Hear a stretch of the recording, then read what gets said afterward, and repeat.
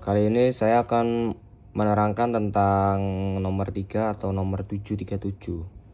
Di sini soalnya menentukan gaya normal, gaya geser, dan momen di titik D dari rangkaian tersebut. Jadi diberitahu rangkaian seperti ini. Terus kita harus mencari gaya normal, gaya geser, dan momentum di titik D di sini. Langsung aja di jawabannya. Jadi yang pertama kita mencari di A sampai B. Kita gambar segini. Untuk mencari B-nya. Jadi di sini digambar AB gini dengan jarak 4 meter. Lalu kita hitung momen yang berada di A, titik A. Menggunakan rumus seperti ini. Sigma MA sama dengan 0. Langsung kita jabarkan. BY dikali 4 karena jaraknya 4 dikurangi 1000 dikali 2. Kenapa 1000 itu min? Karena dia itu searah jarum jam atau clockwise. Jadinya maka dia harus di min. Sedangkan BY sendiri adalah counter clockwise, maka dia positif. Sama dengan 0. Terus BY kali 4 sama dengan 2000. BY sama dengan 2000 per 4. Terus hasilnya BY sama dengan 500 Newton. Lalu yang kedua, kita menggunakan BC. BC dari sini sampai ke sini untuk mencari BX. Nah, di sini diketahui bahwa daerah tersebut ini adalah segitiga.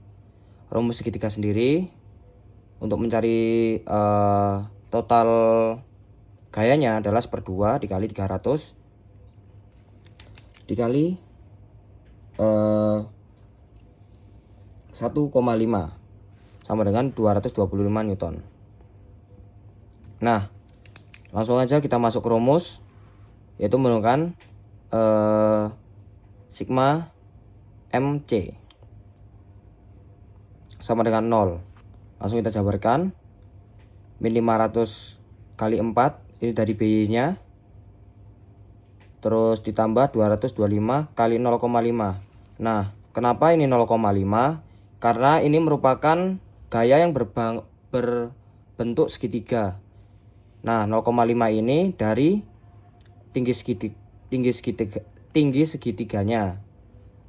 Jadi kalau misalnya titik pusat dari bangun datar segitiga itu dilihat dari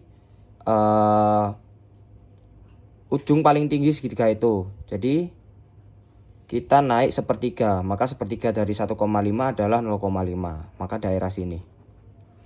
Terus ditambah BX dikali 1,5. Nah, sama dengan 0. Langsung kita jabarkan aja.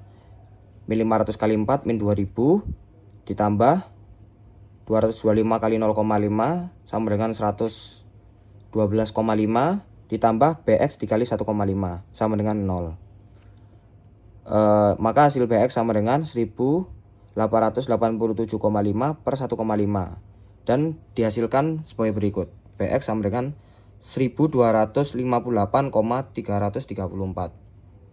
Nah, ketika sudah menemukan BX, maka langsung saja kita nyari titik D ke B untuk mencari gaya-gaya apa saja yang berada di titik D. Langsung ini DB seperti begini. Diketahui ini 250 kali 2 sama dengan 500 Newton. Kenapa ini kali 2, kenapa enggak kali 4? Karena D ke B itu setengahnya dari A ke B. Maka kita menggunakan 2 meter saja. Terus kita sudah ketahui BX sama dengan 1258,334. Dan kita sudah menemukan BY sama dengan 500 Newton. Langsung saja kita cari gaya gesernya, yaitu menggunakan Fx sama dengan 0. Dijabarkan, yaitu min ND. Kenapa min? Karena kalau misalnya di sumbu X kanan itu positif, kiri itu negatif. Karena ini mengarah ke kiri, maka hasilnya adalah negatif. Ditambah 1258,334. sama dengan 0. Nah, ND sama dengan 1258,334 Newton, atau bisa kita jadikan kilonewton, jadinya 1,26 kilonewton. Lanjut, kita cari gaya normalnya menggunakan sigma Fy. Nah, sigma Fy sendiri itu kalau misalnya ke atas itu positif, kalau misalnya ke bawah itu negatif. Nah, kita jabarkan. Jadi di sini kan 500-nya itu mengarah ke bawah, maka hasilnya adalah negatif. Ditambah dengan VD. VD sendiri ini adalah gaya normalnya di titik D, yaitu ke atas. Ditambah 500 Newton. 500 Newton ini sendiri adalah dari BY-nya. BY-nya menghadap ke atas, maka hasilnya positif. Langsung dikurangin, coret-coret, VD sama dengan 0 gitu. Lalu yang terakhir kita mencari momen yang berada di titik D ini menggunakan rumus sigma MD sama dengan 0. Langsung kita jabarkan, minus MD dikurangi 500 kali 1 ditambah 500 kali 2 sama dengan 0. Nah, kenapa ini minus? Karena MD sendiri itu arahnya begini.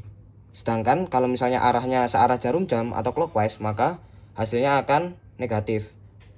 Berkebalikannya, kalau misalnya clockwise atau berlawanan arah jarum jam, maka hasilnya adalah positif.